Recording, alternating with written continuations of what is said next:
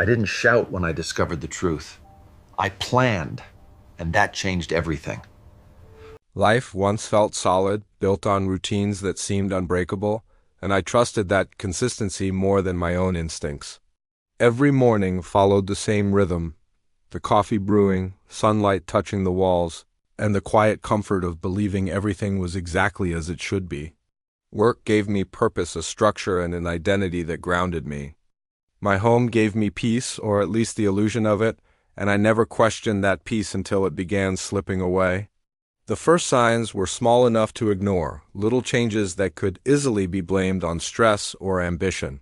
Late nights became normal, explanations for them shortened, and affection turned automatic rather than intentional. I told myself that this distance was just a temporary phase, that love simply matured into something quieter. That belief kept me calm even when doubt whispered otherwise. One evening, I arrived home unexpectedly early, driven by exhaustion and a deep need for familiarity. I opened the door expecting silence, but instead found a thick tension hanging in the air. Nothing was immediately visible, yet something felt deeply wrong. The house felt occupied by secrets rather than people. Sounds from another room reached me before understanding did. Recognition followed slowly, painfully, as meaning formed where denial had lived for so long. The truth revealed itself without drama, without apology, and without a hint of shame. What shattered me was not just what I saw, but how utterly ordinary it seemed to those involved. Time slowed as crystal clear clarity replaced disbelief.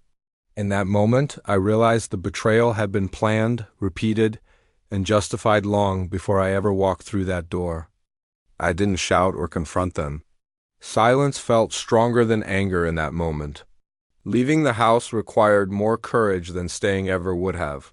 Walking away felt like choosing survival over complete collapse.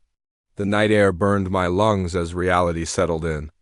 I understood, with a chilling certainty, that my life had just divided into a before and an after. Sleep didn't come that night. It was replaced by careful planning and quiet reflection. Pain waited patiently while logic took control.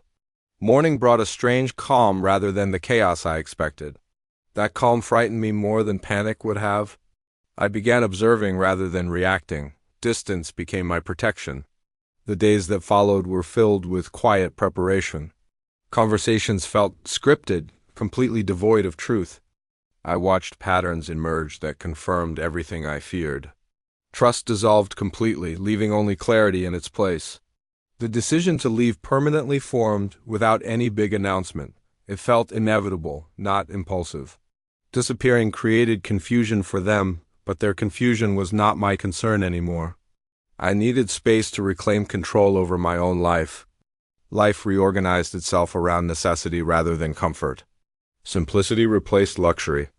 Work became grounding again, familiar and honest. Numbers on a spreadsheet made sense when people didn't. Loneliness arrived slowly, clean, and uncomplicated. It hurt, but it didn't deceive me.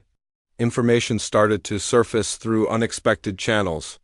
It's funny how truth has a way of traveling when a web of lies collapses. What I learned confirmed that the betrayal extended far beyond just intimacy. It was strategic, layered, and utterly careless. Anger returned briefly, then transformed into a quiet resolve. Fantasies of revenge faded into something quieter and much more effective. I chose exposure over confrontation. The truth would speak for itself, without my voice. I replaced emotion with documentation, accusations with cold, hard facts. When the consequences began, they arrived quickly and publicly. A life built on deception doesn't last long. The collapse wasn't dramatic, it was procedural, irreversible, and deserved. Watching it happen from a distance brought no satisfaction, only closure. Attempts at contact followed, of course. Apologies arrived, but they were far too late to change anything. I maintained my silence, not out of cruelty, but out of self-respect. My boundaries became non-negotiable. Rebuilding started slowly, one piece at a time. My confidence returned without arrogance. My daily routine became meaningful again. Sleep came easier. Support appeared where I least expected it, from friends and colleagues who saw my struggle. Strength grew from that consistency. Occasionally, memories would surface uninvited, but they no longer carried any power over me. Forgiveness remained an internal process, and a limited one at that. Acceptance mattered more. Time softened the sharp edges without erasing the lessons.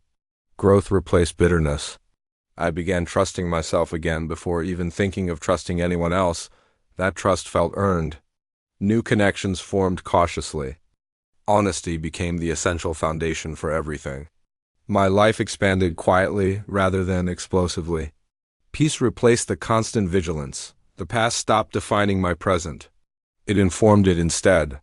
What once felt like a devastating loss now felt like a profound clarity. Freedom had disguised itself as emptiness before revealing its true value. I learned that revenge doesn't require destruction. Sometimes it just requires your removal from the equation. Walking away with my dignity became the ultimate response. Silence proved to be far more powerful than confrontation ever could have been. The future remained uncertain, but it felt honest. And honesty mattered more than certainty ever had. Standing alone no longer felt like a failure. It felt intentional and strong. I came to understand that betrayal reveals the truth much faster than love ever can. And that truth, once you've seen it, cannot be unseen. My story didn't end with a dramatic triumph or a crushing defeat. It ended with ownership. I took ownership of my life, my choices, and my future. Life moved forward without illusion, and that alone was a victory. What seemed to shock everyone was not anger or a quest for revenge. It was my restraint. And in that restraint, I found a peace that no betrayal could ever take away from me again. Thank you so much for listening. If this story resonated with you, please consider subscribing for more content about finding strength and moving forward. I'll see you in the next one.